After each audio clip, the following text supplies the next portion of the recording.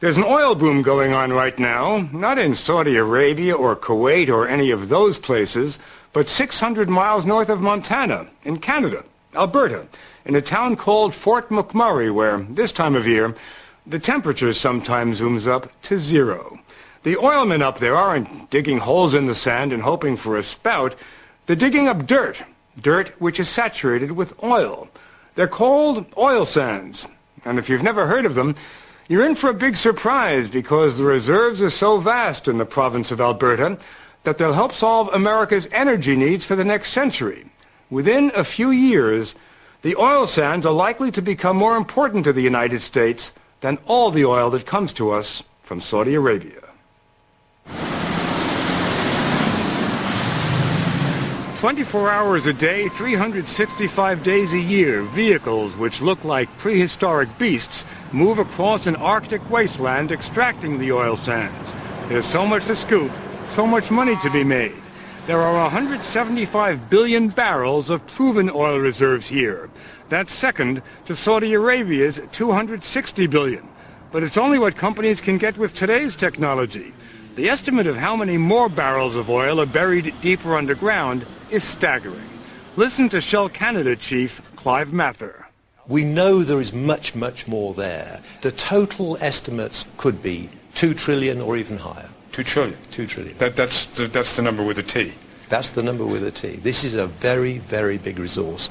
Very big? That's 8 times the amount of reserves in Saudi Arabia. The oil sands are buried under forests in Alberta the size of Florida.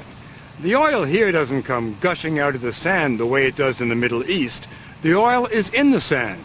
It has to be dug up and processed. It didn't always. The oil sands have been in the ground for millions of years, but for decades, prospectors lost millions of dollars trying to squeeze the oil out of the sand. It simply cost too much.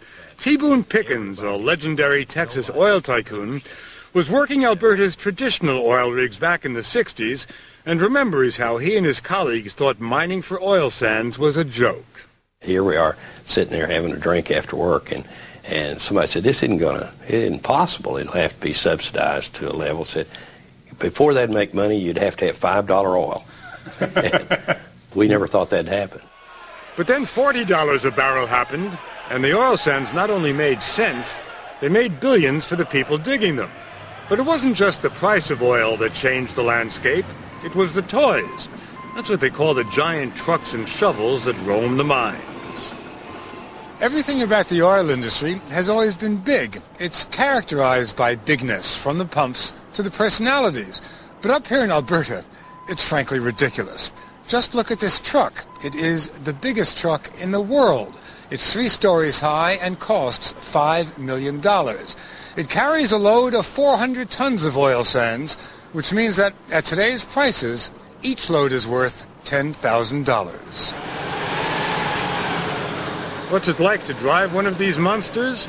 At the foot of a tire, we asked driver Jim Locke. You got 14 steps going up, and at my house at home, I have 14 steps going up my upstairs. So it's like going upstairs my house, sitting on my bed, and driving my house downtown.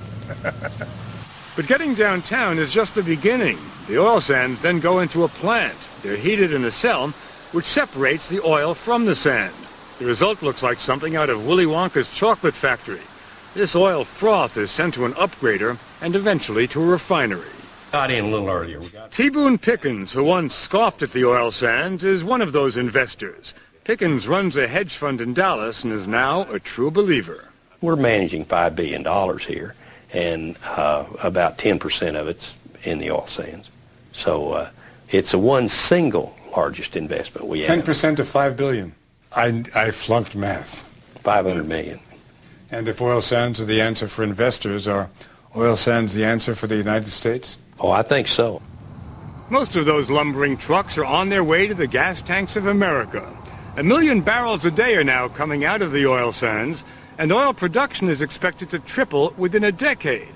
It won't replace Middle Eastern oil, but at that point, it will be the single largest source of foreign oil for the United States, even bigger than Saudi Arabia, which sends 1.5 million barrels a day to America.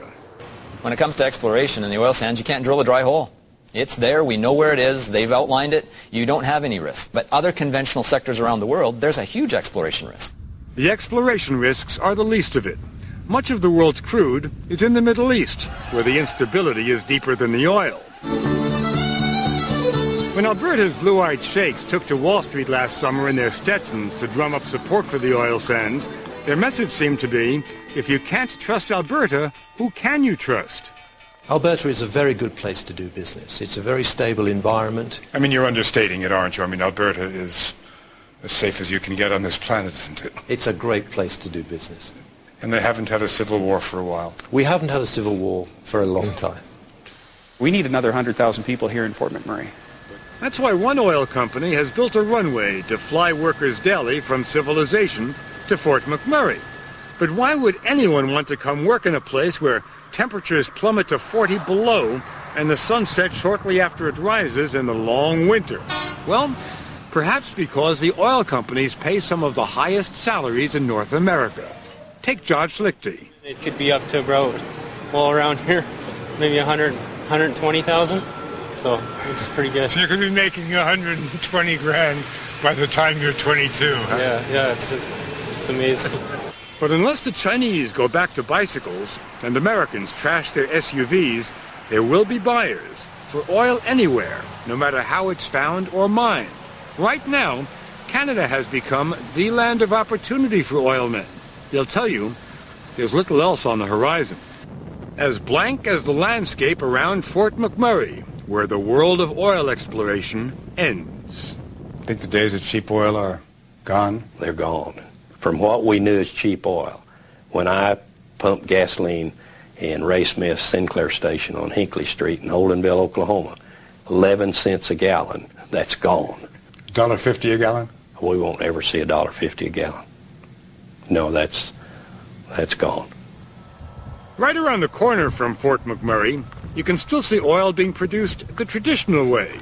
It's picturesque now. The wells are still pumping, but they belong to the past, like the iron horse that once rode across these prairies. The future? Up here in Alberta, they're convinced it's in the dirt.